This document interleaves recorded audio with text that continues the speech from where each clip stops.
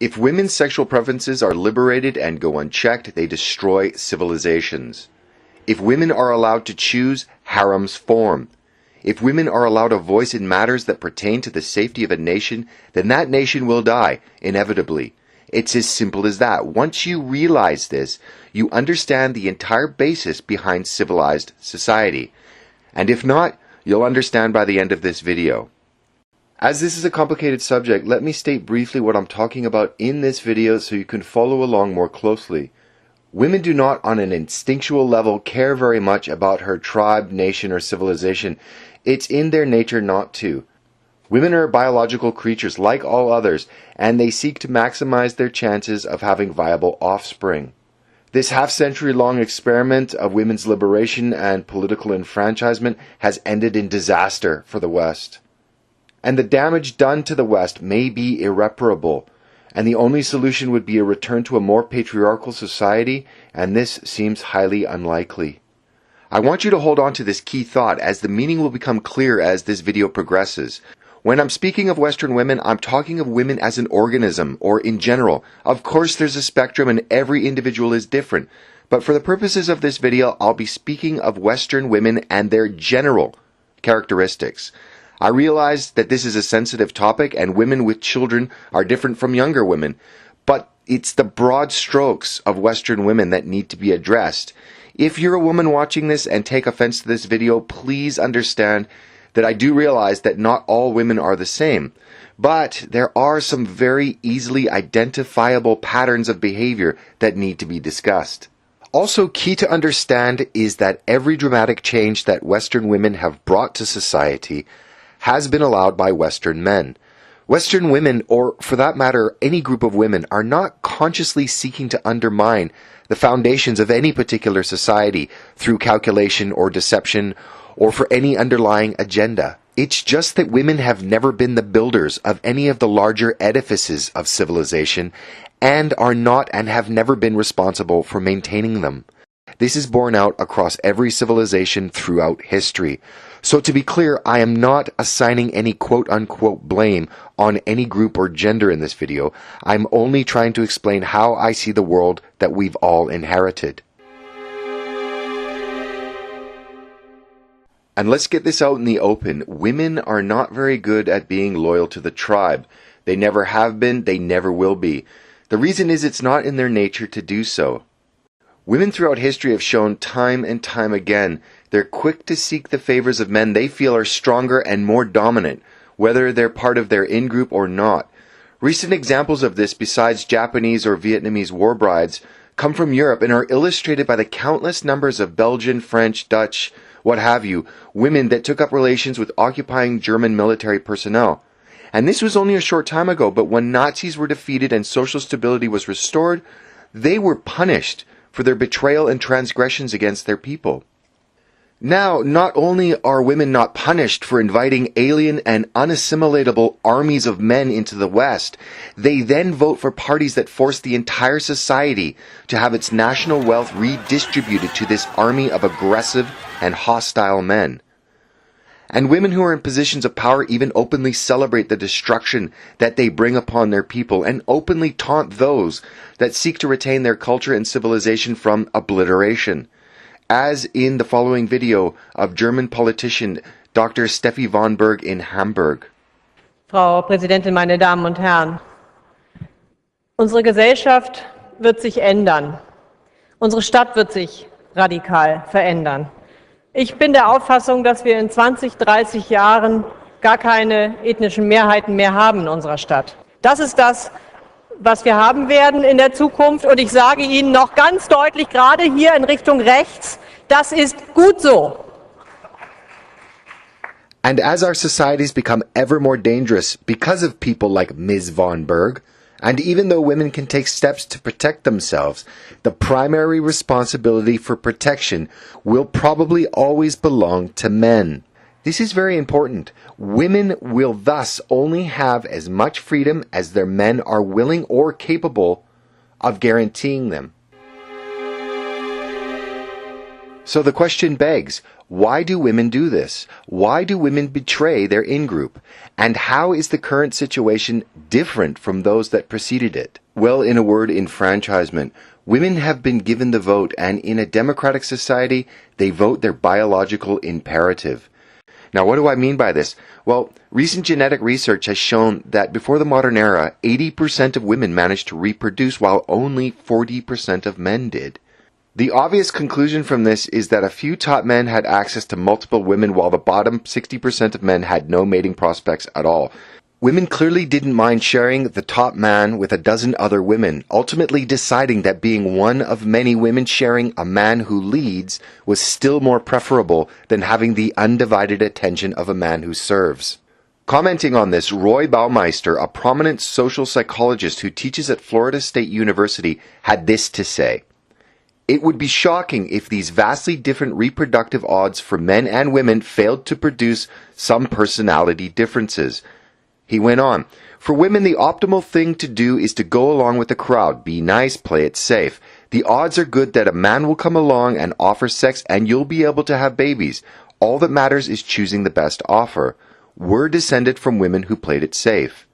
For men, the outlook was radically different. If you go along with the crowd and play it safe, the odds are you won't have children. Most men who ever lived did not have any descendants who are alive today. Their lines were dead ends. Hence, it was necessary to take chances, try new things, be creative, explore other possibilities. Many societies, including the West, long ago devised a simple plan to stop the inherent infighting that occurs because a large majority of men in the in-group don't have sexual access to women or the ability to reproduce legitimate children. The entire basis of Western society was the male agreement to keep only one woman in public, so that every male has near equal chance at reproduction. It's for this reason that organized and advanced civilizations have always needed to agree on the equitable distribution of women so as to incentivize its men to produce and have a stake in the society's health and security. But this, like other cultural arrangements that held the West together for centuries, is breaking down, and can be observed in something as basic as the fact there are no Western countries that are even at replacement levels in their birth rates. This again can be laid at the feet of loosening of sexual morality and the dating habits of young women. Colloquially called the 80-20 rule, what it basically means is that the vast majority, the 80%, are sexually pursuing the top 20% of men. This is highly damaging to the formation of monogamous couples and the successful formation of families, and the children that will be the next generation of any given country. And we'll be talking about this more later in the video, but if you're interested, see Google for more information on this. Also, one thing to understand is that female psychology has always been about adaptation. In our tribal past, if women of conquered tribes didn't submit to their new masters, they faced death along with their husbands, brothers, sons, fathers. Even today, many women seek out aggressive men, whether consciously or not, as it seems that this psychology has been ground into women after countless years of our species' evolution. That means criminals, gangsters, and mass murderers are always going to be more attractive to women than hard-working, honest men. They always have been, they always will be. Think of how many women throw themselves at drug dealers versus, for example, math teachers. Sexual attraction is based on this reality for many women, regardless of whether they admit it or not. And the feminization of men in the West, adhering to the repetitive and decades-long diatribe that vilifies anything and all things masculine, are no longer, for many women, attractive potential mates. Especially for women in their critical prime childhood-bearing years. But I do add, this may and does change for many with age. The culture of the sensitive man, the emotional man, the compassionate man is at odds with what women are biologically predisposed to desire. Young women, if they tell you the truth, are drawn to the scoundrel, not the impeccable gentleman with the perfectly manicured fingernails. Afraid? You're trembling. I'm not trembling. Likely because I'm a scoundrel. There aren't enough scoundrels in your life. I happen to like nice men. Nice man. Very nice. It's so much a part of women's psyche to want the scoundrel that it's wrapped up in their very DNA. Just to get this out of the way, because I have a feeling it might show up in the comments, yes, I am aware that the vast majority of women, when raped, reach sexual climax or orgasm. However, from all the science that's been done, this is just basically a hardwired response. That if it does have an effect on women and their judgment, it must do so at a very subconscious or primal level. I also know that the number one sexual fantasy disclosed by women over and over again is rape fantasy, forced sex fantasy. But fantasy and reality are two different things. So I'm not really going to count this as a reason why women are so prone to consciously betray their in-group. The half-century-long experiment of women's liberation and political enfranchisement has ended in disaster for the West. When you begin to start connecting the dots, you realize that since women have been given the vote, the entire center of politics and thus Western society has shifted ever more to the left. Women have also used their political enfranchisement to further the cause of the aptly named women's liberation. Liberation socially, liberation financially, liberation from family, from motherhood, liberation from religious dogma, and most importantly, sexual liberation. Once women were given equal say in the sphere of politics, it was only a matter of time until our civilization was swept up by the event horizon of its own collapse. All kinds of studies have been done on this subject, as this one from Columbia University, and they all, without exception, note that as women become more, quote-unquote, emancipated, the decline of the family is further accelerated. And as the family disintegrates and women move politically further and further to the left in their voting, many then begin to use the government as a surrogate husband and provider. Women are thus even more liberated from their traditional roles within the family and society at large.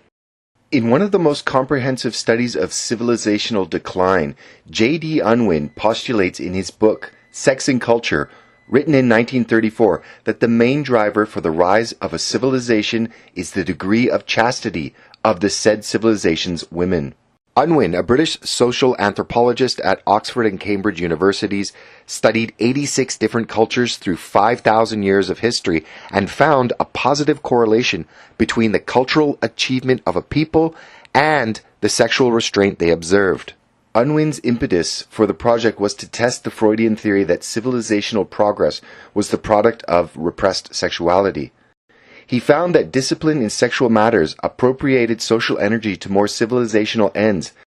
It's very complicated, but for Unwin, the fabric of society was primarily sexual, and heterosexual monogamy was the optimal arrangement for the planning, building, protecting, and nurturing of the family. If enough heterosexual partners made a monogamous commitment, civilizational energy was directed toward promoting the finest societal foundation possible. Without exception, each civilization he studied allowed its success to alter its moral code. According to Unwin, after a nation becomes increasingly liberal with regards to its sexual morality, it loses its cohesion, its impetus, and its purpose. From a chaste moral code, societies gained what he called expansive energy, and this energy allowed these cultures to expand into other weaker cultures. Now, when you compare the modern Western world with the Islamic one, you see exactly the results that Unwin's theory would predict. By allowing women to fuck freely, the West has de facto entered a matriarchy that disincentivizes young men. Islam, on the other hand, keeps their women chaste, and their expansive energy, as Unwin's theory predicts, is manifested in what we're observing today. The Islamic culture is the one who's expanding into the West, and it was only recently that the West was able to dominate all other cultures on the planet. Ultimately, each civilization became less cohesive, less aggressive, and less resolute. Civilizations in this liminal phase then collapsed from either A, an internal anarchic revolution, or B, conquest by invaders with greater social energy. Terrifyingly, Unwin also noted that there was no case in any of the studies he'd made in which a culture managed to restrict the sexual freedom of women once they'd been loosened. A feminist society and future is an oxymoron, as it's unsustainable in the long run. Based just on past history, a civilization that embraces feminist values will cease to exist in a very short time. This is why we've never seen a feminist civilization aside from very short spans at the end of great empires. The signs of decline are already observable. While many countries are sliding into social decline, the canary in the coal mine is the self-described humanitarian superpower that pursues a feminist foreign policy. When looking at Sweden, it's one of the most gender-equal countries on earth. And while they've become the rape capital of Europe, they're flushing their culture and country down the toilet and pressing forward in their civilizational suicide at an ever-accelerating pace. The total and complete feminization of Sweden and its men have allowed their women to invite their country's own destruction through the importation of millions of unassimilatable and aggressive people from completely alien cultures. Not only are they borrowing money to fund the colonization of their country, but they are now even creating gender imbalances that will have severe and lasting repercussions on their society's future. And they await their doom with smiles of tolerance and passivity, calm as Hindu cows.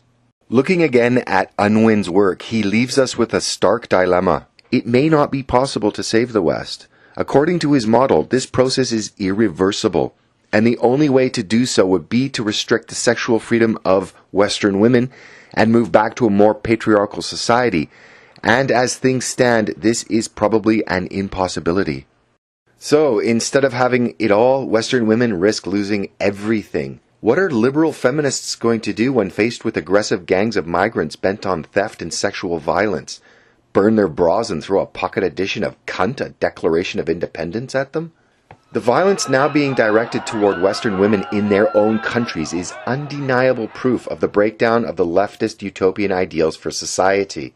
The million migrants that have already arrived and the millions on their way already understand that the West is a toothless civilization ripe for plunder.